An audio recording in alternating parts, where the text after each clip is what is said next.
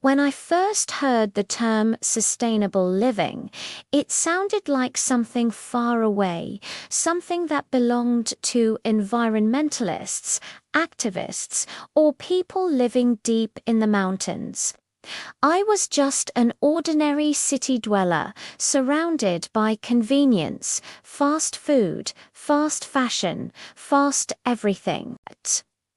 My mornings started with single-use coffee cups. My lunches came wrapped in plastic, and my nights were filled with the glow of shopping apps.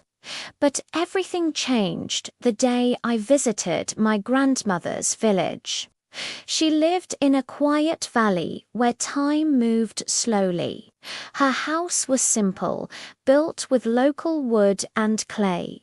When I arrived, she greeted me with a basket of vegetables she had grown herself. No packaging, no brands, just fresh produce rich with the scent of soil. That night, as we sat under the stars, she said something that would stay with me forever. We borrow the earth from our children, not inherit it from our ancestors. That sentence struck me deeply. I realized that my lifestyle, though comfortable, came at a cost the planet was silently paying. When I returned to the city, I decided to make a change. I called it my sustainability experiment. It wasn't easy. The first week felt like a puzzle of choices. How do you start living sustainably in a modern world built for consumption?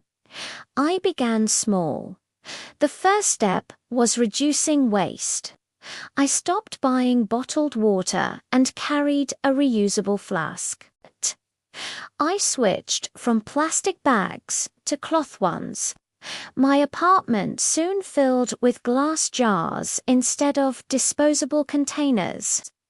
It was surprising how much plastic I used daily, things I never even noticed before: toothbrushes, straws, shampoo bottles, even tea bags.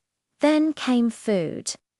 I started cooking more and buying local produce from weekend markets. The vendors there knew where everything came from: the farms, the soil, even the names of the growers. Eating became more than just consuming. It became a way of connecting to people and the planet. Still, I stumbled many times. Once I bought something labeled eco-friendly online only to find it wrapped in layers of plastic. I learned that sustainability isn't about perfection, it's about awareness. Every choice counts, even small ones. By the third month, something beautiful started happening. I began noticing slowness, a kind of calm I hadn't felt in years. Without endless deliveries or shopping impulses, I spent more time outdoors. I started composting food scraps on my balcony, turning what was once waste into life for new plants. One morning, as I watered my small herb garden, I realized how much my mindset had shifted. I no longer thought of the environment as something separate from me. I was part of it.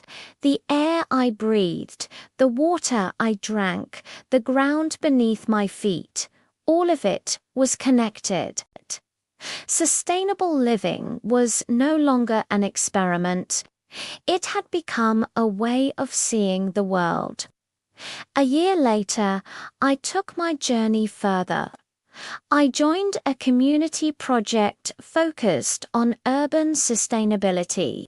Together, we built rooftop gardens, shared compost bins, and organized repair cafes where people could fix old items instead of throwing them away. One of my favorite moments was teaching children how to plant their first seeds. Their faces lit up when tiny green sprouts appeared days later. They didn't need lectures about climate change. They could see the miracle of growth. At the same time, I learned about sustainable fashion. I began repairing clothes, thrifting, and choosing materials like organic cotton or recycled fabric. My wardrobe became smaller but more meaningful. Every piece had a story. Still, there were days when it felt overwhelming seeing news about deforestation, melting glaciers, or pollution made me feel small and powerless. But my grandmother's words always returned to me. We borrow the earth. I reminded myself that hope begins with one person taking responsibility. One evening, while biking home through the city, I noticed something that made me smile. More and more people were carrying reusable cups.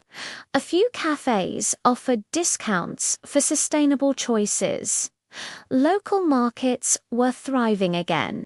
Change was happening not through massive revolutions, but through thousands of quiet choices. That night, I opened my window and looked out at the lights of the city. I could feel the rhythm of life pulsing through everything. The plants on my balcony, the people walking below, even the soft hum of the wind turbines in the distance. For the first time, I felt not like a consumer, but a caretaker. Living sustainably has taught me three powerful lessons. 1. Simplicity is strength. Sustainability isn't about restriction, it's about rediscovery. You find joy in fewer things, but those things matter more. 2. Connection is key. When we reconnect with nature, we also reconnect with ourselves and others. Community and compassion grow naturally when we live mindfully. 3. Progress is imperfect. No one can be 100% sustainable. What matters is awareness and effort, choosing better today than we did yesterday. Today, my life looks different. My apartment is filled with plants, sunlight, and second-hand treasures. My meals are slower, my mind quieter. I still live in the same city, but I see it with new eyes. The air smells fresher, the streets seem warmer, and every choice feels purposeful. Sustainable living is no longer just about the planet. It's about gratitude. Gratitude for what we have, for what nature gives, and for the chance to care in return. I sometimes imagine my grandmother smiling from her little village, her words echoing in the wind. Take care of the earth, and it will take care of you. And every time I plant a seed, fix something broken, or choose to walk instead of drive, I know I'm keeping that promise, not just for her, but for every generation to come.